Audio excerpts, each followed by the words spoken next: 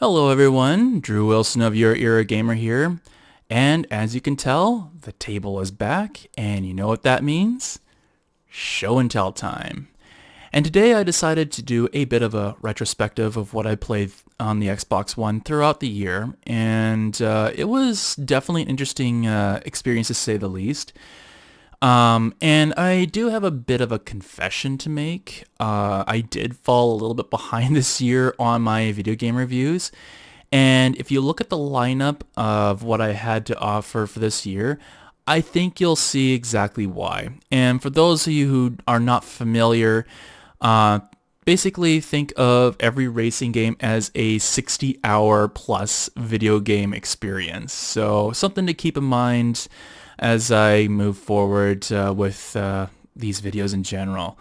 So without further ado, let's begin with the first game I played, and that is, of course, the racing game Forza Horizon 3.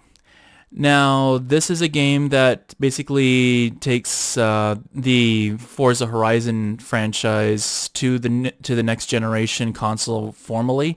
I know Forza Horizon 2 was technically available. You could actually play that on the Xbox One, but I ended up playing on the Xbox 360. But this was definitely exclusive to the Xbox One for sure. And it was a fantastic experience. Like, it did have different weather patterns, that sort of thing. And if I remember right, you could just expand on like different Horizon locations, that sort of thing. And like you could do all sorts of racing events, and it was all different kinds of racing events as well. And it was overall a really, really fun experience. So I got off to a really good start with this year with this game, so I highly recommend it. So moving on to the next game, and that of course is Halo 5 Guardians. Now, I didn't really have that much of a positive, like, I didn't have many high expectations for this franchise because this is known to be, for me at least, a very linear experience with not a lot of innovation. This game does incorporate like kind of friendly squad type of things, and you do flip between two different squads throughout the game. But honestly, in terms of innovation, that's about as far as it goes. It's basically sticks with its original roots, which I guess for some people is good enough. But honestly, I was hoping for a bit more, and this game still ended up being a fairly linear experience that was kind of a blah experience to me. So not a game that I thoroughly enjoyed personally, but I know it has its fans. So moving on, we got another racing game. Yes, another one. And that is, of course, Forza Horizon 4.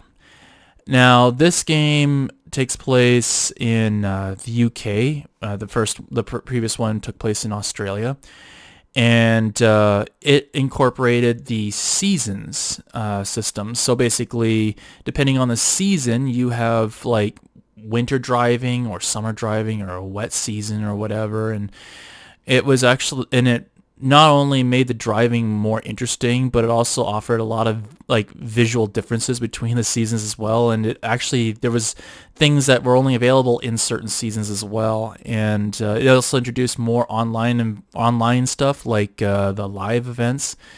And it actually brought a lot to the table. And not only that, but it also incorporated many of the elements that made the previous games so good. So this was a really good experience. Definitely a game that I highly recommend. So moving on, we go to another shooter game, and this is another one of those series where I was kind of not having the highest expectations, and then I went in and played, of course, Gears of War 4. And this kind of reimagines some of the storyline a little bit and incorporates like new main characters, that sort of thing. But otherwise, like, yeah, there's some kind of defense modes in this game, but otherwise, like other games in the franchise, it was a very linear experience with only minimal innovation, that sort of thing. So Not a game that I was really excited about, and ultimately didn't get all that excited for this game either, unfortunately. And from there, I played another racing game, and that, of course, is Forza Horizon 5. And as of this recording, it's the current installment that is available. And what it does is that it takes place in Mexico. It still incorporates the different seasons, and what I found is that it actually fixes and tightens up some of the things. Like, for instance, what is known as arcade in 4 is known, or live events in 4 and arcade events in 5. Basically, they fixed a lot of the problems. So, for instance, if you're the only one that shows up to a live/arcade event in 4, you might be able to challenge yourself and get through the first 2 events, but you're pretty much not going to make it through the 3rd event, and you only get partial rewards. But in this game, they basically take into account how many players are active and then adjust the goals accordingly. And in that case alone, it was a massive improvement.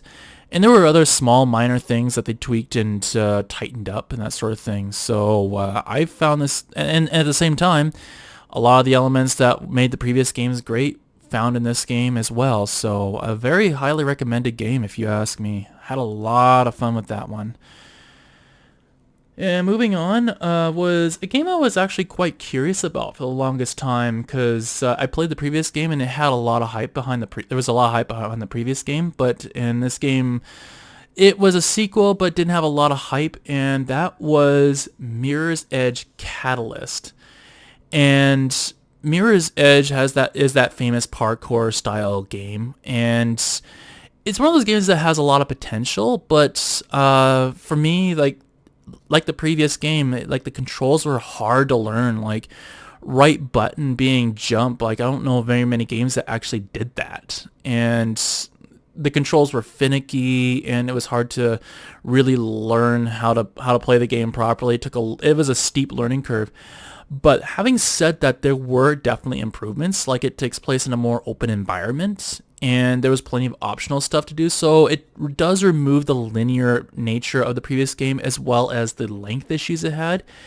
But I think this game still ended up falling short. And don't get me wrong, it was still an alright game, but like the difficulty on some of the challenges was just through the roof, and it really took away from the overall possibility of enjoying this game. So it was an okay game, and it did improve the formula, but it was only kind of half decent. And from there, I played yet another racing game, and that, of course, is Forza Motorsport 5. Now, this game, if you're a fan of the Forza franchise, is very notorious, and having played this, I can see why. And the reason why is because the balancing issues were so severe. At first, you may not notice much in this game, like it's just another Forza Motorsport game, what's not to like, that sort of thing.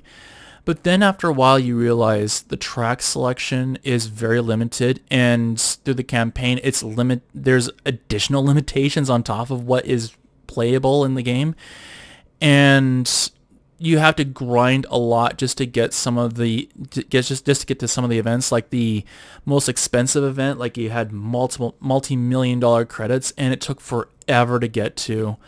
And honestly, having that grind, having that repetition, it made this a not fun game. So I was very shocked and disappointed, because this game franchise has a lot of good reputation behind it. And when I played that, yeah, disappointing. Definitely don't recommend.